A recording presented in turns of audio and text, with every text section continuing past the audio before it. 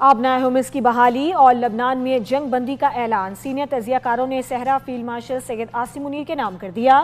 رہنما Republican party Sajid Tarar نے کہا کہ فیلڈ مارشل نے ایک نئے پاکستان کی بنیاد رکھی، ساتھ ہی ٹرمپ کے پاکستان آنے کا بھی امکان ظاہر کر دیا۔ سابق سفیر جاوید ملک نے کہا کہ پاکستان کی شٹل ڈپلومیسی کی دنیا تعریف کر رہی ہے۔ پاکستان نے بیک وقت چین اور امریکہ سے تعلقات بحال رکھے بلکہ بہتر بنائے۔ علامہ طاہر اشرفی نے کہا کہ پاکستان نے چند دنوں میں بہت بڑی کامیابیاں حاصل کی۔ میں وزیراعظم شہباز شریف اور فیلڈ مارشل سید عاصم منیر کو خراج تحسین پیش کرتا ہوں۔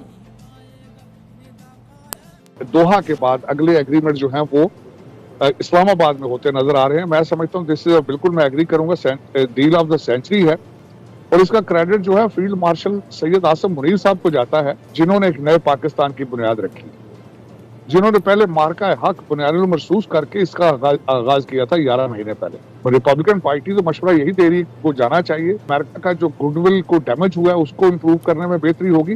دیر آر اسٹرانگ چانسز کہ وہ خود آئیں گے انشاءاللہ۔ اسرائیل نے جو ہے وہ سیز فائر کر دیا ہے لیبنان میں، اور اس کے بعد حسب وعدہ ایران نے بھی جو ہے وہ آبنائے ہرمز کو کھول دیا ہے۔ میری نظر میں یہ ایک بہت مثبت پیش رفت ہے۔ آف کورس اس کے پیچھے پاکستان کی ایک کامیاب سفارتکاری ہے، جس طرح سے پاکستان نے اپنی ریلیشن شپ کو امریکہ کے ساتھ نہ صرف اسٹرانگ کیا ہے بلکہ اس میں ایک نئی جہت لے کر آئے ہیں۔ الحمدللہ چائنا کے ساتھ بھی ہماری ریلیشن شپ اتنی ہی اسٹرانگ ہے، اور ہم دراصل اب عالمی سطح پر ایک برج کا کردار ادا کر رہے ہیں۔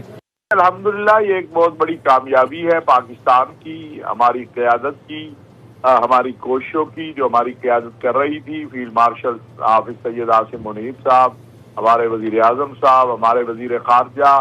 تو یہ جو ہم نے آغاز کیا تھا جنگ کے ساتھ ہی امن کا اور امن مشن کا، اللہ تعالیٰ نے اس میں بہت بڑی کامیابی دی ہے ہمیں۔ سبسکرائب کریں اور بیل دبائیں تاکہ کوئی خبر رہ نہ جائے۔